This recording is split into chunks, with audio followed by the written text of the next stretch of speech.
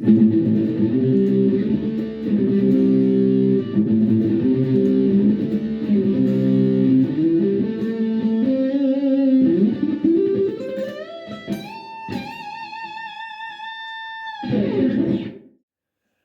so this is the first installment of the practice corner. Some prerequisites before we begin.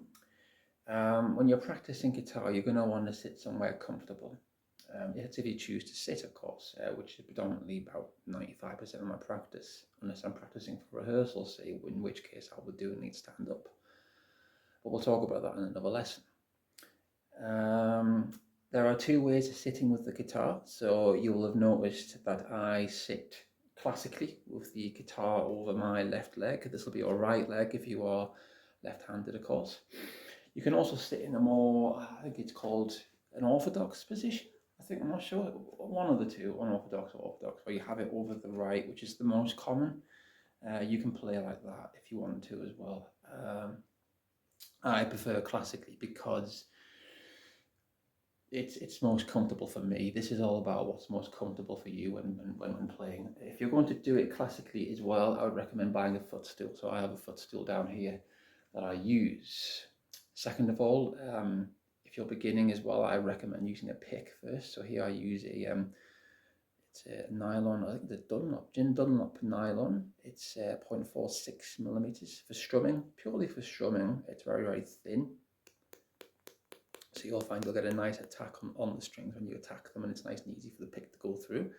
Later on, when we do lead guitar, you might find you'll want a somewhat intermediate pick, like a millimeter, a 1.14 millimeter pick. But again, we'll discuss that in another lesson. Okay, so we've briefly returned to back to the drawing board, if you like. If you haven't seen that video series yet and you're new to the channel, please do check it out. There's some useful stuff on rhythm and timing and syncopation, etc., which will come in handy for when we're doing strumming in this new lesson series.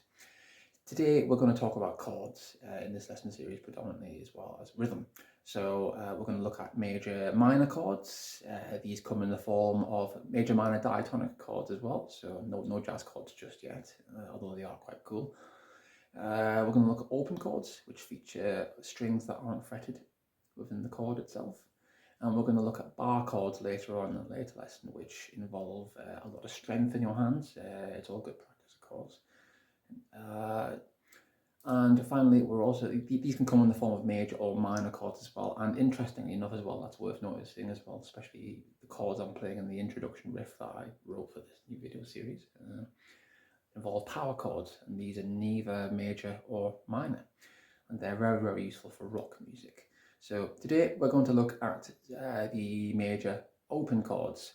So let's go back to the practice corner. Okay, so let's look at some chords. So to begin with, we just mentioned at the board we're going to look at some open chords in this first lesson.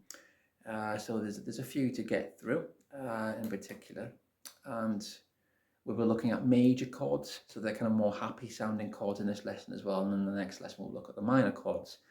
So to begin with, on the guitar you have these markers. These are called frets. So when I say fret 3, I mean this fret here, which is 1, 2, 3 in from the nut, which is this plastic piece at the far end here. You can just see it on the camera. So that'll be fret 3. So each of these strings, I've mentioned at the board, the top one is the E string. So we have E note. The next one is an A. Next one is D. Next one is G. Next one is B. And next one is E. And this is called standard tuning. So if you want to get your guitar tuned up beforehand, and then once we've done that, you look at chords. You pause the video, of course. I'm ad-libbing now at this point, so you know. Right, so let's begin with the C chord. So for the C chord, traditionally, for the regular C chord that is, you want to place your third finger on the 3rd fret of the A string to get you a C note. You then want to place your 2nd finger on the 2nd fret of the D string to get you this.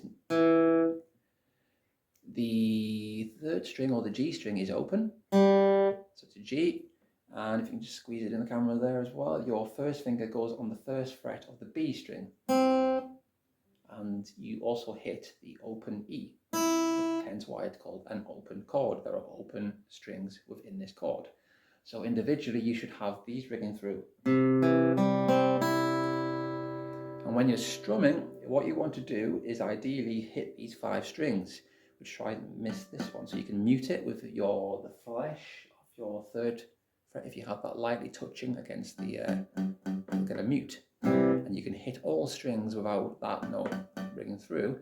Or additionally, you can try and aim to hit those strings there. So when strumming,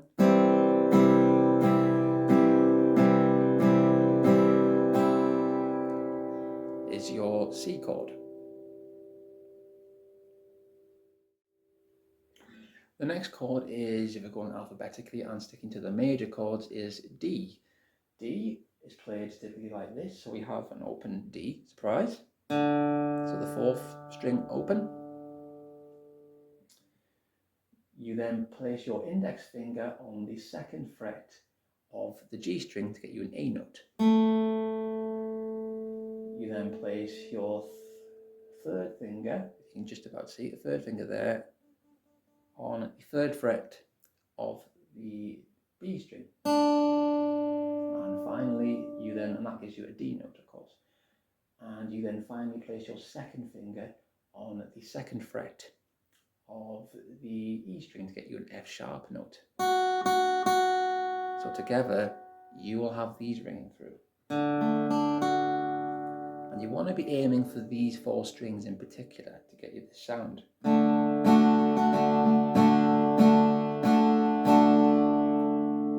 Again, you can use the thumb to come over this end here. It's a non-classical method of playing, but you can use that to come over to lightly mute the top string.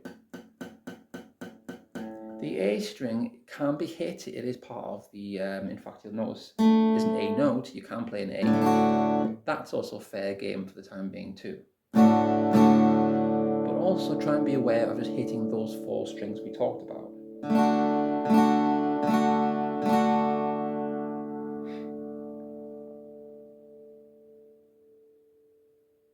We were on to the E major chord. This is a nice chord. It's one of my favourite chords, at least its shape as well. It is very nice because we hit all 6 strings when strumming this chord. So to begin with, the E string, the top E, is open to give us an E. Surprise, surprise. We then take the 2nd finger and place this on the 2nd fret of the B string to get the A string to get a B note. And directly below that, we then place our 3rd finger on the 2nd fret of the D string to get us another E note. We then take our index finger and we then place this on the 1st fret of the G string to give us a G sharp. The B and E notes ring through and they are open. So together you'll get these individual notes. This will sound like this when strummed. So again, very nice, flavourful, you know, like full-on chord. Brilliant for rock, brilliant acoustically for other various chords. In another lesson or time we'll look at barre chords. That's an excellent shape to look at. Well, but G has 3 variants that we're going to look at. So I'm going to show you the folk version first. It's a nice chord as well where we hit all 6 strings. So you take your 3rd finger and we're going to place that on the 3rd fret of the E string to get us a G note. You then take your 2nd finger and place this on the 2nd fret of the A string to give us a B note. The D, G, B are all open, and we then use our 4th finger and place this on the 3rd fret of the E string to give us the G note. Individually, each note will ring through like this. Of course, collectively, this will sound like this when strummed. again, this is more of a folky, traditional way of playing the chord. It's very, very well worth knowing, and then it does crop up from time to time in music, and depending on what you like the sound of, really, you can plug it in for any of the other following variations. So another variation is where you would take the second finger and place this on, as before, but this time the second finger on the third fret of the E string to get the G. You then mute the A string with the flesh or the pad of that, if you like, but not directly fretting on the A string. The D and G are open, and then you have another D note fretted by putting your third finger and tucking it sort of underneath the previous finger, if you like, in a way, slightly on the third fret of the B string to get you a D note. And again, you tuck in your pinky, or I said it sounds very, it's a very American way to say it, as a pinky finger. You take your forefinger and place it on the third fret of the E string. I promise never to do an American accent again. That's the last you'll ever hear that. Anyway, you place that on the third fret of the E string to get you the G. Individually, this should sound like this. Collectively, these will sound like this. Compared to the folk version, this sounds a lot more harmonious in a way, because you've removed that B note and you now only have the G and the D note. But that's more further down the line when we get back to the next series or back to the drawing board and look at the theory of why this works so well. The third version is basically taking that same shape and basically plonking your index finger on the second fret of the A string to get you the B, which would sound like this. So you can hear it rubbing a little bit because you've got that B note in there sort of clashing somewhat slightly with the harmonious G and D. Not too much where it's unpleasant, but you can hear it anyway, as opposed to the previous one. All three are very, very nice depending on what you like to do. So we've done C major, D major, E major, G major, and our final major chord, which is another open chord, is going to be the A major. And there are a few ways of playing this. The way I like or feel most comfortable with doing is what we call a barre version, which is going to be useful for when you come into barre chords in a following lesson. So for this one, we're going to aim to miss the top string, so we're not going to hit that. We're then going to hit an open A. You then take your index finger, and what you do is you basically, so I can get it in the camera, I know it's not brilliant, but what I'll explain what I'm doing is you're basically using the whole part of that and you're angling it so that you fret with the same finger the second fret of the D, G and B strings to get you the E, an A and a C sharp. And you then hit the open E string. And this is an A major chord. Individually, if you've done it correctly, this should sound like this. And all together, this will sound like this. You can, of course, like before with the D, if you wanted to, because there's a D in the top string, you can hit that as well, and it's fair game. And it sounds more full, as you can tell, because you're hitting all the strings. If you're really struggling with this bar, it may hurt at the beginning. That's something I should have mentioned earlier as well, that when fretting these, if you're a beginner, it will hurt a little bit. But with a little bit of practice and perseverance, you'll develop really thick pads on the skin, and these are called calluses, which will then protect your skin when you're playing in the meantime. But they are the chords that we're going to begin with in this lesson series. Now let's go back to the drawing board and look at some progressions and exercises for you to do before the next lesson. Okay, so now that we know the open major diatonic chords, you may be feeling, well, they sound great and all that, but why do I need to know so many? Well, in a song, typically chords change. They don't have to, but predominantly they sometimes do. And when this happens, the song is effectively telling a story. The chords are playing a backdrop sonically, and all the melodic parts come together, such as the lead singer, the guitar player, everything else, forms the kind of almost like the Bob Ross painting in a way, really. You know, the backdrop is the kind of like is the chords, which is the black color like the sky, and the mountain and everything else is the kind of the melodic lines over that. And this is called a progression when chords change. So, for example, we could take a progression such as this. You may see it written down as this. Each bar here represents 1 bar's worth of that chord. So here we have 4 bars.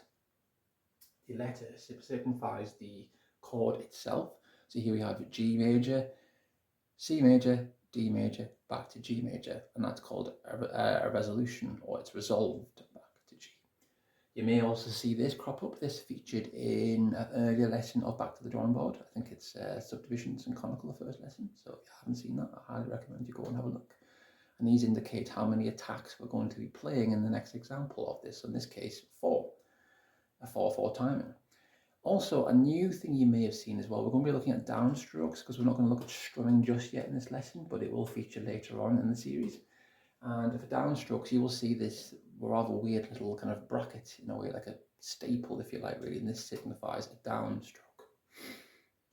So let's go back to the practice corner and have a look at this particular progression. Okay, so for the final part of this lesson, let's take a look at what we would consider a progression. And in this progression, we're going to look at the G major chord, C major chord, to the D major chord, back to the G major chord. So I have a metronome set at 95 BPM. And to begin with, what I would like you to do is to play downstrokes, so where you just attack all the strings down for the time being. In a further lesson, we'll look at the right hand technique. For this one, we have looked at primarily the left hand technique, of course, for a right-handed guitar player. So don't worry, in another lesson, we will focus on getting these two coordinated together. For now, I want you to focus on how you change chords.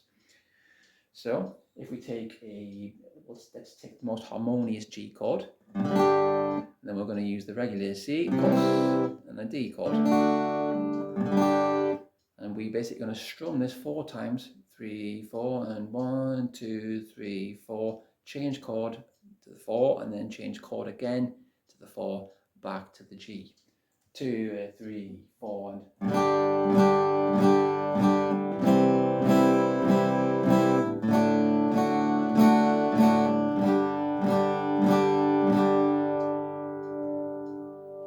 This may be very unusual at first for you if you're beginning to learn, but again, with a slower metronome perhaps, and a little bit of practice and some perseverance, I guarantee you within a week you'll be playing that. One other thing is worth noticing as well for good muscle memory development is, did you notice there was a similarity in some of the fingering between the D and the G? For example, when you're playing the D with the fingering I've outlined in the previous part of this lesson, and you change over to the G chord, the harmonious one that is, did you notice that the third finger did not move? This can be particularly useful when anchoring and pivoting your chords.